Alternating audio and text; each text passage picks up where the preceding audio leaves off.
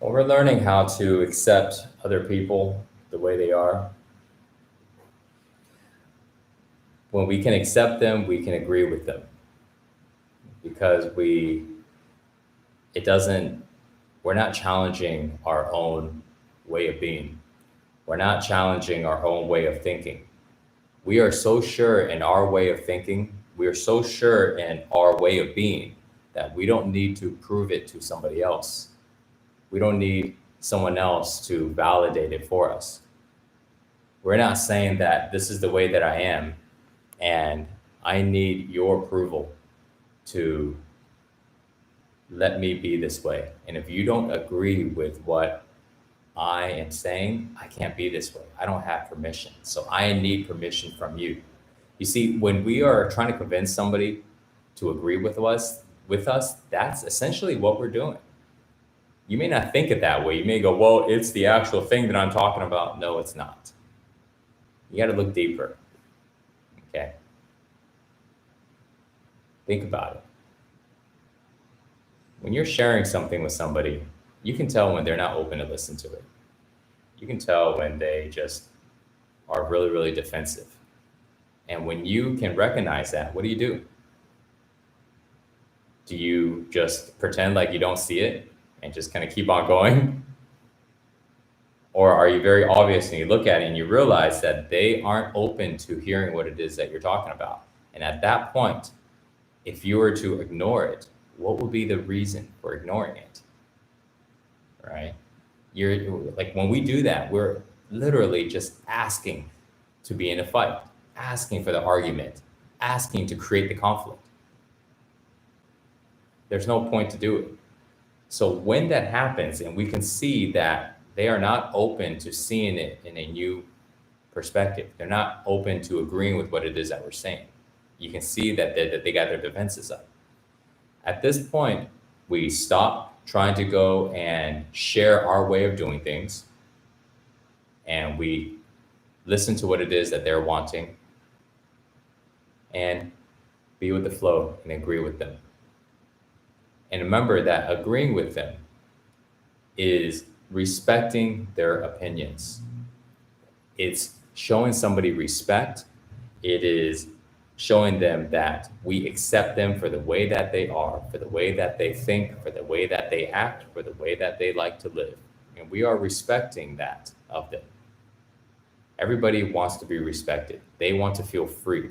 When we give that to somebody else, we are telling them that I respect you the way that you are. I respect the way that you live. I respect the way that you see your life. So I am not threatening your way of life.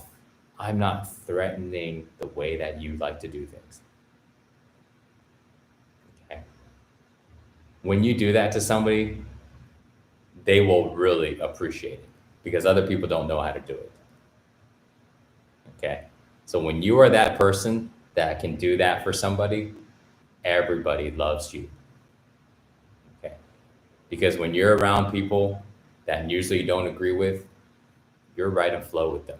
You know how to navigate with them. And when you're around people that you agree with and they're just like you, it's easy, it's effortless. So no matter where you're at, whatever situation, you're always in the flow.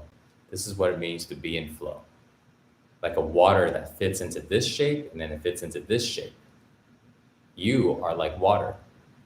When you're around people that have different points of view as you flow right in with them because you're not challenging the way that they see their life. You're not challenging the way that they do things. You hear what it is that they're saying, and then you just agree because you don't need the validation. You don't need to prove it to yourself that what you're doing is right for you. When you're around other people that are very similar to you, you're also in flow. And you can actually build more. You can be more open. Learning how to navigate and learning to become present so you know what situation you're in. If we learn to only operate in one way, we are very, very strict, we're very rigid. That is not flow. It's like water that only can be take one shape. That's not water now, right? It can only take one shape. We want to be able to take any shape so we can be in any environment around any people, so we don't have to now control everything in our life so much. We don't have to control so many people that we're around, because we can flow with those people. We can flow with these people. We can flow in that environment because it's really hot. We can flow in this environment because it's really cold. We can flow in that space because it's really big. We can flow in this space because it's really small. It doesn't matter.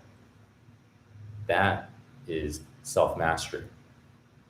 Some people think that it's all about trying to be a certain way, and it's all about expressing, this is the way I am, this is the way I am. But what they're actually doing is they're holding on to this identity, holding on to this way of being. And they're saying, this is the way I am, and I can't be anything else. So either you need to fit my shape, either you need to fit my ways and my thinking and my ways of doing things, or you can't fit with me. And now we have a problem. We're going to have resistance. When people are like that, they can't be in flow. They don't have flow. They have to control everything around them. Because if somebody's not just like them, there's too much conflict. So they have to make sure everybody around them is just like them. They have to make sure the way that they do things is exactly the way that they want. Other people around them are doing things the way that they want. They have to control everything. It's a lot of work. And their life is really contained. We can't experience. We can't have open experiences. We can't have newness. We can't have exciting new things. We can't be surprised because we're having to control everything. So when we learn how to be in flow with everything, we learn how to agree with people, we can have flow with everything.